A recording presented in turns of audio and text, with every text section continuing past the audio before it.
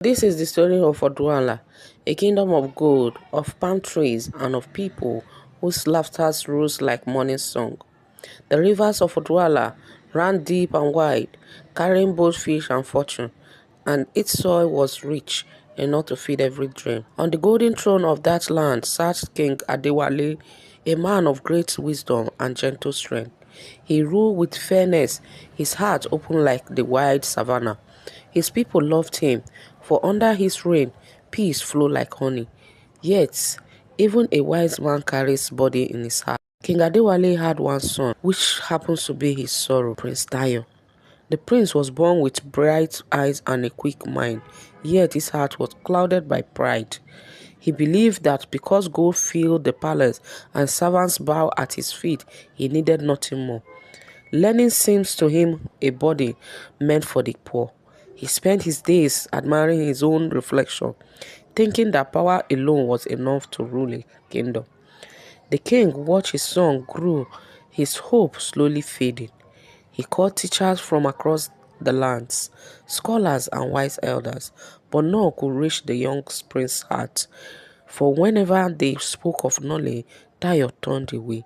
He laughed at wisdom. He mocked learning and patience. And in the middle of the night, the king would whisper to the stars, "How will he rule a people he does not understand?" While pride sat upon the prince's shoulders like a heavy crown, far from the palace, in the heart of Odwalla's busy market, lived a poor orphan girl named Amara.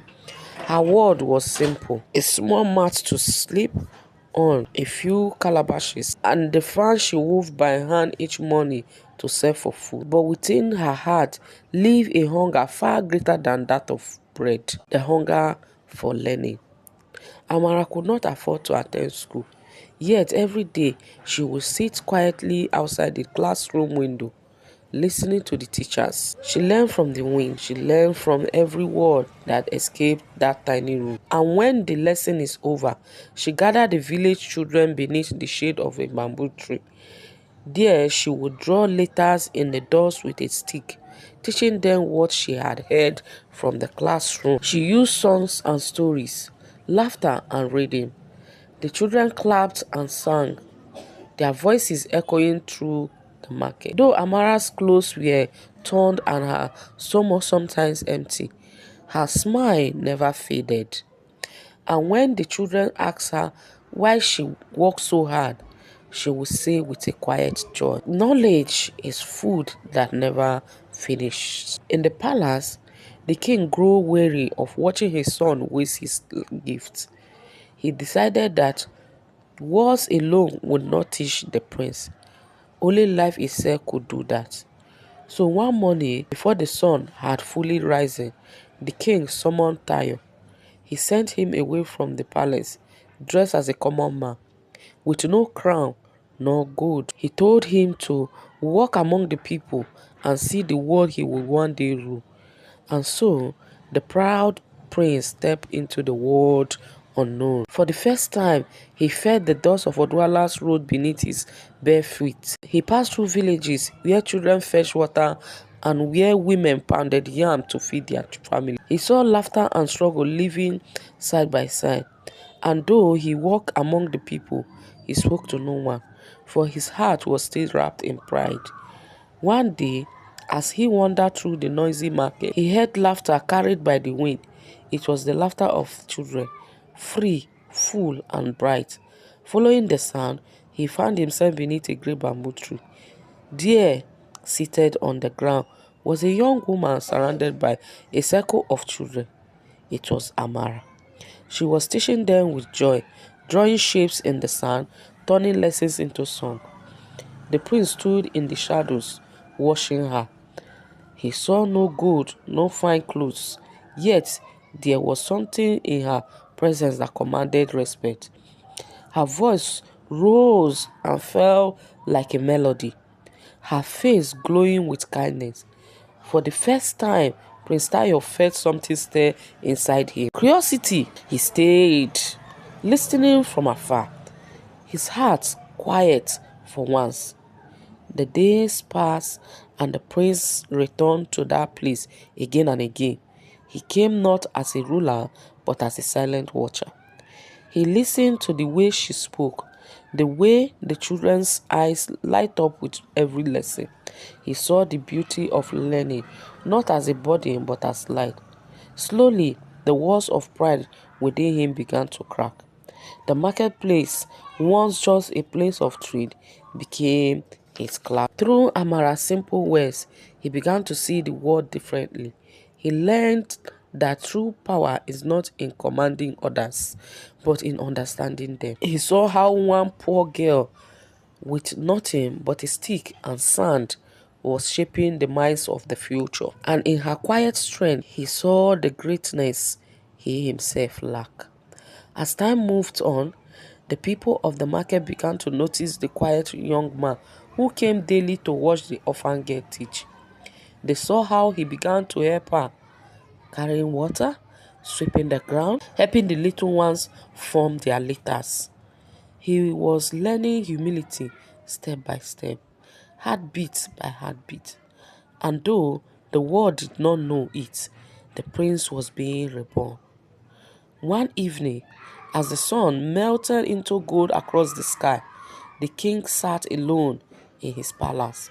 News had reached him of a mysterious young man who helped a poor teacher in the market, a man whose words carried wisdom beyond his age. Curiosity filled the king's heart. He disguised himself and went to see this wonder for himself. When he arrived, he saw his son, the proud Prince Tayo, kneeling in the dust beside Amara, teaching children how to write. The king's eyes filled with tears.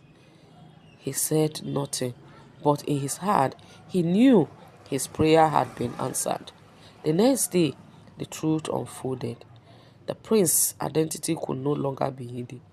The market's people were astonished, but they are all soon turned to joy, for they had come to love him not as prince, but as a man of heart. The king welcomed Amara into the palace with honor and gratitude. He declared that wisdom knows no rank and that a teacher, no matter how poor, holds the key to a nation's greatness. From that day, Amara became the royal educator of Odwala, the first woman to hold such a title. She taught in the palace halls. Her lessons reached nobles and servants alike. And beside her always sat Prince Tayo, no longer proud, but eager to learn. Together, they planted the seeds of a new kingdom, one ruled by understanding, by patience, and by love of knowledge. Under their guidance, schools bloomed in every village. Children learned not only to read and count, but also to dream. The people found strength in wisdom, and the land prospered like never before. Years passed. Years passed. The young prince grew into a man of honor and compassion. And when King Adewale grew old, he placed the golden crown upon Tayo's head and smiled with peace. The kingdom rejoiced, for they had seen the change in their new ruler. At his coronation, King Tayo held a special ceremony. Before the drums and the dancing, he stepped forward holding a golden fan, shining with light. He turned to Amara, his teacher and friend, and presented it to her. That golden fan became the symbol of gratitude, a reminder of where wisdom began. And from that day, the people of Odwala celebrated the day of learning, honoring every teacher, every child, and every heart that sought knowledge. As the years flowed on, story of Kintayo and the wise Amara spread beyond Odwala's borders. Travelers told of a kingdom where rulers listened to the people, where children learned freely, and where no one was judged by their clothes but by the light of their mind. The tale became a song. Kindly celebrate every teachers around you. Remember, teachers build the future. And in Amara's words, knowledge is like a food. Thank you so much for watching my video. Please kindly drop a comment on the area you think I should work on, because it's a new channel. Like, subscribe to encourage me. Thank you so much. See you all.